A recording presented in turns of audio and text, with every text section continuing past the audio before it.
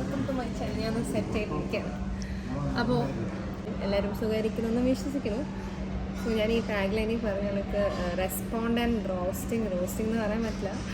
കുറേ നാളായിട്ട് എൻ്റെ കുറേ പല പല വീഡിയോസിനകത്ത് യൂട്യൂബ് വീഡിയോസിൽ കുറേ കമൻറ്റ്സ് വരാറുണ്ട്. അപ്പം അതിൽ കുറച്ച് എനിക്ക് ആൻസറബിൾ ആണ്, അല്ലെങ്കിൽ ഞാൻ നിങ്ങളോട് ഉത്തരം പറയണമെന്ന് തോന്നുന്ന കുറച്ചൊരു 10 ക്വസ്റ്റ്യൻസിനകത്ത് ഉള്ള കുറച്ച് സംഭവം ഞാൻ നിങ്ങളായിട്ടൊന്ന് അതിനുള്ള റെസ്പോൺസ് എന്ന് നമുക്ക് പറയാം.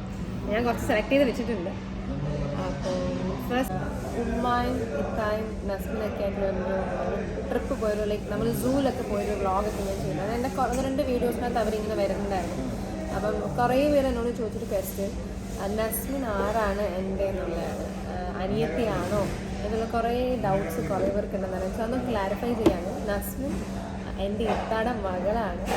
എനിക്ക് ഒരേ ഒരു ഇത്തനുള്ള ഞങ്ങൾ 2 മക്കളാണ്. ഇത്താടെ ഹസ്ബൻഡാണ് മുസ്തഫാക്കും ഇത്താക്കും കൂടെ ഒരൊറ്റ മകളാണുള്ളത് നസ്മിൻ.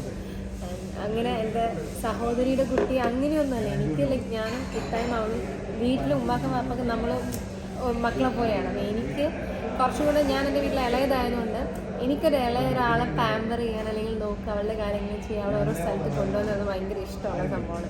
കാരണം എനിക്ക് പെൺകുട്ടികളെ കുറച്ചധികം ഭയങ്കര ഇഷ്ടമാണ് ഇങ്ങനെ ഒരുക്കി നടത്താനൊക്കെ. അപ്പോൾ അവളും അതുകൊണ്ടാണ് ഞാൻ എവിടെ പോയാലും എൻ്റെ വീഡിയോസിലൊക്കെ അവൾ ഞാൻ ഇൻക്ലൂഡ് ചെയ്യാറുണ്ട്. സോ ഇതാണ് ആ ഒരു ക്ലാരിഫിക്കേഷൻ. അസ്മി അടുത്തത് ഒരു കോംപ്ലിമെൻ്റ് ആയിട്ട് ഞാൻ കാണുന്നത് എനിക്ക് ഭയങ്കര സന്തോഷമുള്ളൊരു കമൻറ്റായിരുന്നു. അത് വായിക്കാൻ പറ്റും. ഒരു കാര്യം, ഞാനിപ്പോൾ ഉള്ളത് നമ്മുടെ കൊച്ചി ബോൾഗാട്ടിലെ ഗ്രാൻഡ് ഹയാത്തിലാണ്. ഇവിടെ ഓൾറെഡി കുറേ അവിടുത്തെ മലബാർ കഫേസ് ഏരിയയിലാണ് ഞാനുള്ളത്. അപ്പോൾ ഇവിടെ ഫുൾ ആളുകൾ റെസ്റ്റോറൻറ്റിൽ ഫുഡ് കഴിക്കുകയും അവിടുത്തെ കിച്ചൺ ശബ്ദങ്ങളൊക്കെ നിങ്ങൾക്ക് കേൾക്കായിരിക്കും. ഒരു ഫുൾ റെസ്റ്റോറൻറ്റ് ബുക്ക് ചെയ്ത് വ്ളോഗ് എടുക്കാനുള്ളൊരു ഇതിൽ ഞാനില്ല. അപ്പോൾ പിന്നെ ഞാൻ വീട്ടിലാദ്യം എടുക്കാമെന്ന് വിചാരിച്ചു. പിന്നെ പെട്ടെന്ന് പ്ലാൻ ചേഞ്ച് ആക്കി ഇവിടെ വന്നിട്ട് പെട്ടെന്ന് എടുക്കാമെന്ന് വെച്ചപ്പം എപ്പോഴും ഞാനിങ്ങനെ അൺപ്ലാൻഡ് ആയിട്ട് കാര്യങ്ങൾ ചെയ്യുന്ന ഒരാളാണ്. അപ്പം അതിൻ്റേതായ പോസിറ്റീവ്സും നെഗറ്റീവ്സും ഉണ്ടാവാറുണ്ട്.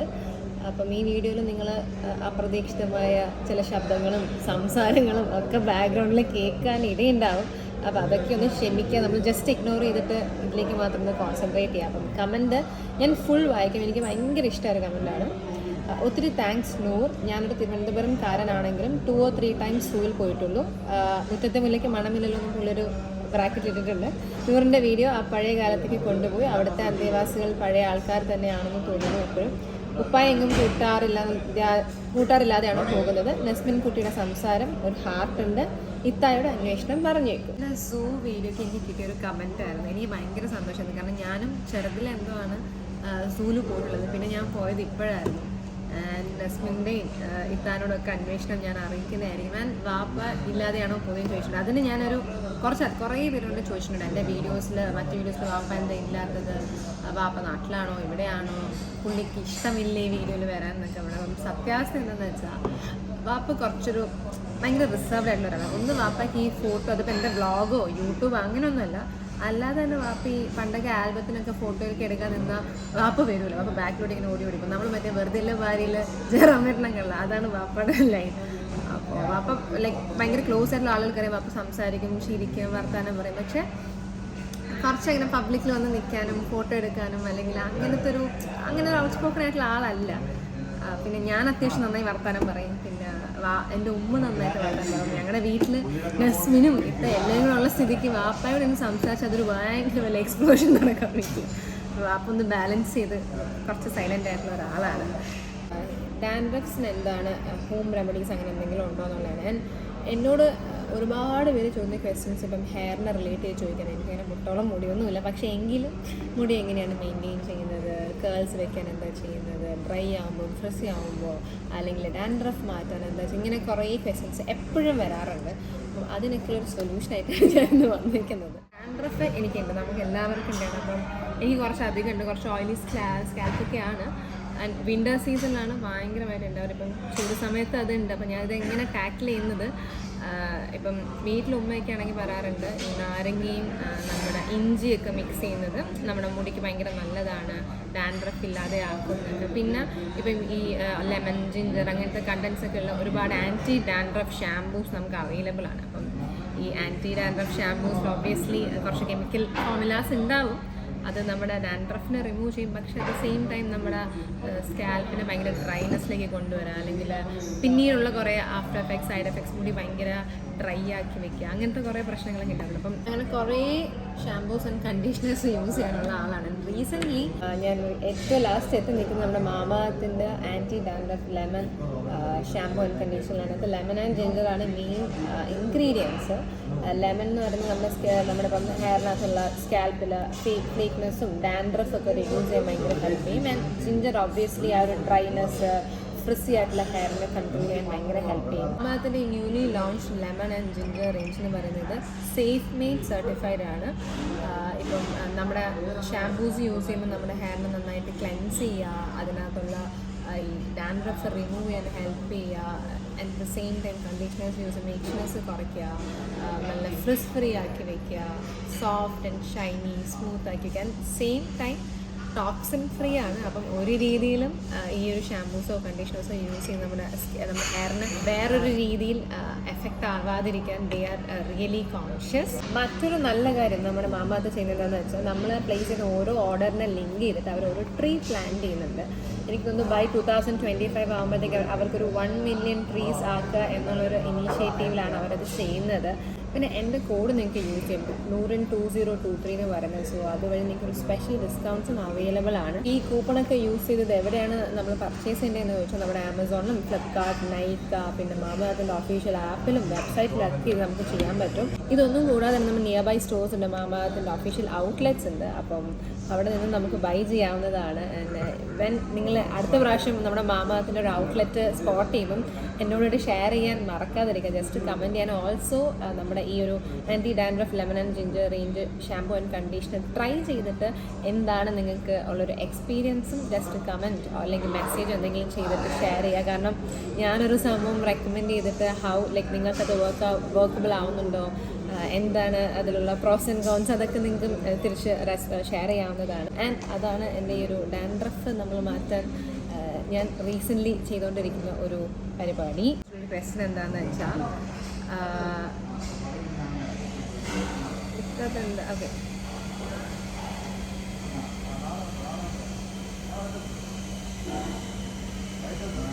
എടുക്കട്ടെ. ഇതൊക്കെ ഉമ്മയ്ക്ക് ഗിഫ്റ്റ് ചെയ്യുമ്പോൾ ഉള്ള വീഡിയോ ഉണ്ടാവുമോ? So excited to see her reaction. അപ്പോൾ ഞാനൊരു ഹൈപ്പർ മാർക്കറ്റ് വ്ളോഗ് ഇട്ടിട്ടുണ്ടായിരുന്നു നമ്മുടെ കോഴിക്കോട് നെസ്റ്റോയിൽ. ഭയങ്കരമായ ഓഫർ ഉണ്ടാകുന്ന സമയത്ത്. അപ്പം എനിക്കത് പോയി എടുക്കാൻ പറ്റിയില്ല.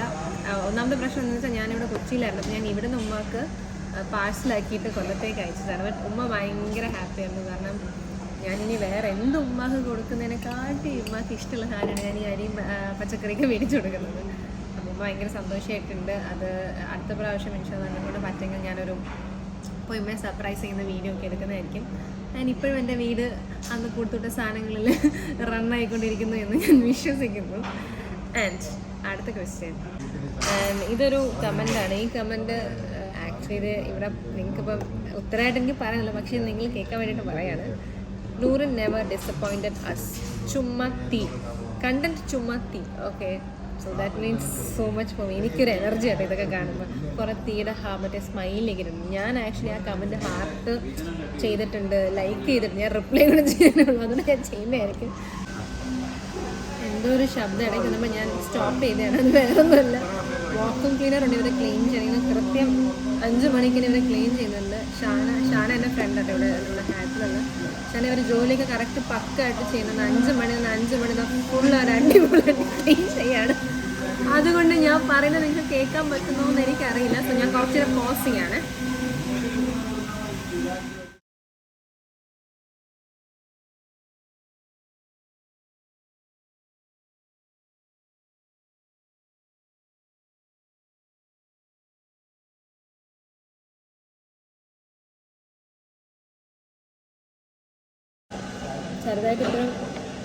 ചെറുതായിട്ട് ഇപ്പോഴും ശബ്ദം ഉണ്ടെന്ന് തോന്നുന്നു. ജസ്റ്റ് കുറച്ചധികം അഡ്ജസ്റ്റ് ചെയ്യൂ guys. Love your content, waiting for next video. എനിക്കറിയാം എൻ്റെ ആ വീഡിയോയിൽ അതിൻ്റേതായ കുറേ അപാകതകളും പോരായ്മകളൊക്കെ ഉണ്ട്. സ്റ്റിൽ എന്നെ അത്രയും നേരം കണ്ടുകൊണ്ടിരിക്കുക, എൻ്റെ വീഡിയോ ഇഷ്ടമാണെന്ന് പറയുക, അടുത്ത വീഡിയോയ്ക്ക് വേണ്ടി വെയിറ്റ് ചെയ്യുക, അങ്ങനത്തെ കമൻറ്റ് ഇടുമ്പം ചിലപ്പം അങ്ങനെ വിചാരിക്കാതെ ചുമ്മാ നിങ്ങൾ യൂഷ്വലി കമൻറ്റ് ചെയ്തായിരിക്കാം. പക്ഷേ എനിക്കത് കേൾക്കുമ്പോൾ ഭയങ്കര സന്തോഷമാണ്. അടുത്ത വീഡിയോസ് ചെയ്യാൻ ഇനിയും എന്നെ കണ്ട് സഹിച്ചിരിക്കാൻ നിങ്ങൾ റെഡിയാണെന്ന് പറയുമ്പോൾ അത് കമൻറ്റ് ചെയ്തേക്കുന്നത് അനു പൊന്നൂസാണ്. അനു പൊന്നൂസിന് മുന്നേ എന്തോ കമൻറ്റ് ചെയ്തിട്ടുണ്ടെന്ന് തോന്നുന്നു. അപ്പോൾ അതെനിക്ക് ഭയങ്കര ഇഷ്ടപ്പെട്ടു. Thank you so much. നിങ്ങൾ ലവ് എൻഗേജ്മെൻ്റ് ആണോ? നമ്മൾ ലവ് ആയിരുന്നു, എൻഗേജ്മെൻറ്റ് കഴിഞ്ഞു, അടുത്തിനിപ്പോൾ കല്യാണം കാര്യങ്ങളൊക്കെ നടക്കാൻ പോകുന്നു. ലവാണോ? ലവ് എൻഗേജ്മെൻ്റ് എന്ന് വെച്ചാൽ ലവ് എൻഗേജ്മെൻ്റ് ആണല്ലോ. എന്താ എനിക്ക് ആ ചോദ്യം കറക്റ്റായിട്ട് കൂടെ മനസ്സിലായിട്ടില്ല. ഞാൻ മനസ്സിലാക്കിയെടുത്തോളം ലവ് വേണമല്ലോ. ഇനി അങ്ങോട്ട് ഇപ്പം എൻഗേജ്മെൻ്റ് ആണെങ്കിലും കല്യാണത്തിനാണെങ്കിലും ലൈഫ് ലോങ് അത് ആവശ്യമായിട്ടുള്ളൊരു സംഭവമാണല്ലോ. അപ്പോൾ അതാണ്. പിന്നെ ഒരു സംബന്ധം തലയിൽ തട്ടമിടാനൊക്കെ അറിയാമല്ലോ. അറിയും, തട്ടിടാൻ അറിയാമെന്നുണ്ടാണല്ലോ തട്ടിട്ട് വ്ളോഗൊക്കെ ചെയ്യുന്നത്. തട്ടിയിടാനറിയാം, തട്ടിയിടാതെ വീഡിയോ എടുക്കാൻ അറിയാം, ചുരിദാർ ഇടാനറിയാം, സാരി ഉടുക്കാൻ അറിയാം, ജീൻസ് ഉടുപ്പിടാൻ അറിയാം, പർദ്ദയിടാൻ അറിയാം, ബൈക്കോട്ടിക്കാൻ അറിയാം, കാറോട്ടിക്കാൻ അറിയാം, ഡാൻസ് കളിക്കാൻ അറിയാം, പാട്ട് പാടാൻ അറിയാം. അങ്ങനെ അറിയാവുന്നതായ കുറേ കാര്യങ്ങൾ. അതുകൊണ്ടാണല്ലോ നമ്മൾ അതൊക്കെ ചെയ്യുന്നത്. അറിയാത്ത കാര്യം നമ്മളിപ്പോൾ പോയി പഠിച്ചിട്ടൊക്കെയല്ലേ ചെയ്യുന്നത്. അപ്പോൾ എന്താണ് താങ്കൾ ഉദ്ദേശിച്ചതെന്ന് വ്യക്തമാക്കണം. ഓക്കെ, അടുത്തൊരു ക്വസ്റ്റ്യൻ. ഉമ്മ ഡ്രൈവിങ് ചെയ്യും. എൻ്റെ രണ്ട് വീഡിയോസിലൊക്കെ ഉമ്മയുടെ ഡ്രൈവിങ് ചെയ്യും. അടിപൊളിയായിട്ട് ഡ്രൈവിങ് ചെയ്യും. എനിക്ക് കുറേ സ്കില്ലാണ് കിട്ടിയിട്ടുള്ളത്. Then are you Muslim or യഹൂദി? Waiting for explain please. I think your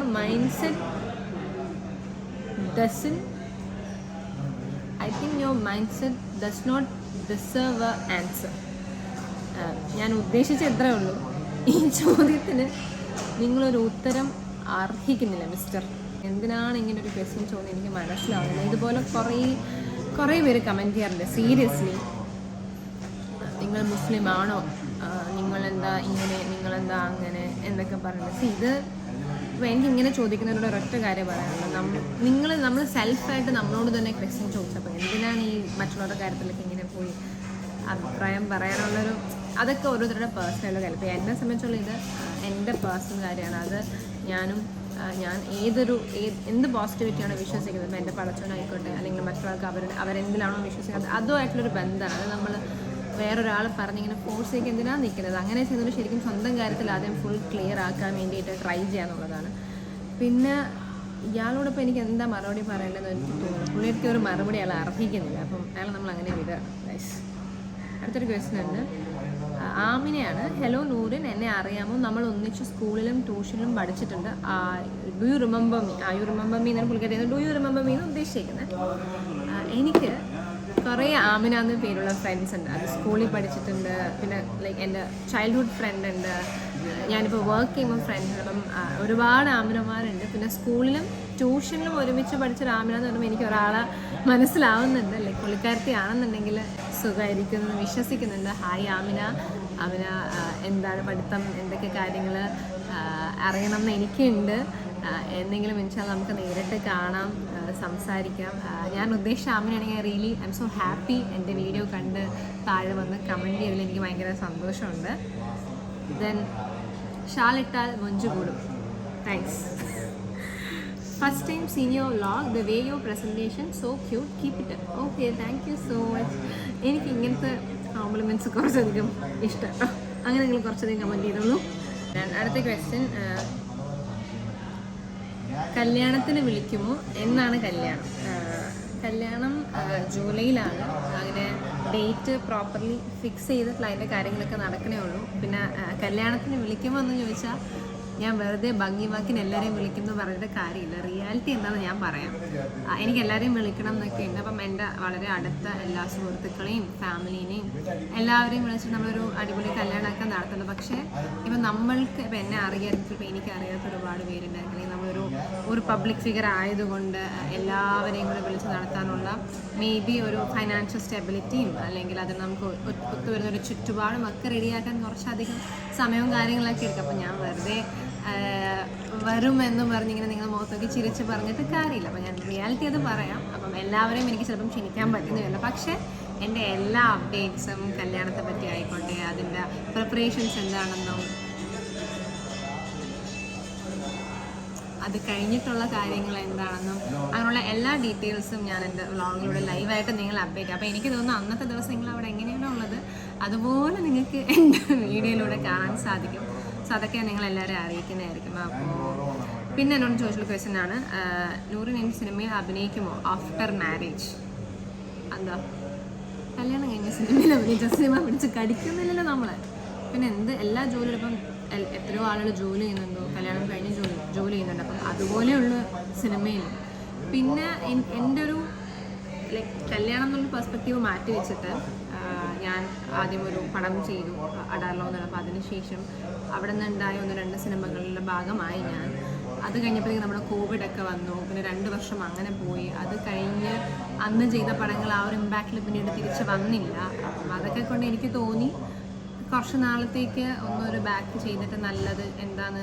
ഇപ്പം എല്ലാവർക്കും ശരിയും തെറ്റുകളൊക്കെ ഉണ്ടാവും. അപ്പം നമ്മൾ ചെയ്താണ് പഠിക്കുക. അപ്പം അങ്ങനെ കുറേ കാര്യങ്ങൾ പഠിക്കുക, ഇനി എങ്ങനെ ചെയ്യണം, എന്ത് ചെയ്യണം എന്നൊക്കെ ഞാനിങ്ങനെ പഠിച്ചു വരുന്നതേ ഉള്ളൂ. അപ്പോൾ അതുകൊണ്ടാണ് ഈ ഒരു ഡിലേയും കാര്യങ്ങളൊക്കെ വരുന്നത്. നിങ്ങളെല്ലാവരെയും സന്തോഷിപ്പിക്കുന്ന രീതിയിലൊരു വരവ് നമ്മൾ വരും. പിന്നെ ഇപ്പം ഫാഹിമിനെ സംബന്ധിച്ചിടത്താണെങ്കിലും ഞാനും ഫാഹിമും സിനിമയുടെ ഭാഗമായിട്ട് തന്നെ ഉള്ള ആളുകളാണ്. ഞങ്ങളുടെ സംസാരങ്ങൾ ഏറ്റവും കൂടുതൽ വരുന്നത് സിനിമയാണ്. അല്ലെങ്കിൽ നമ്മുടെ സർക്കിൾ, നമ്മുടെ സുഹൃത്തുക്കൾ എപ്പോഴും സിനിമയെ പറ്റിയുള്ള സംസാരം ഭയങ്കര കൂടുതൽ, അല്ലെങ്കിൽ അതിനൊരു പ്രത്യേക ഇമ്പോർട്ടൻസ് എപ്പോഴും ഉണ്ടാവുന്നുണ്ട്. അപ്പം എനിക്ക് തോന്നുന്നു ആഫ്റ്റർ മാരേജ് ആയിരിക്കാം ചിലപ്പോൾ ഞാനും ഫാഹിമും ഒരുമിച്ച് കുറച്ചും കൂടെ സിനിമയിൽ സജീവമാവാൻ പോകുന്ന എനിക്കുള്ളിൽ അങ്ങനത്തെ ഒരു ഫീലിംഗ് തോന്നാറുണ്ട്. അപ്പം ഇൻഷാ അല്ലാ അതിൻ്റെ കാര്യങ്ങളൊക്കെ അവിടെ സെറ്റാണ്.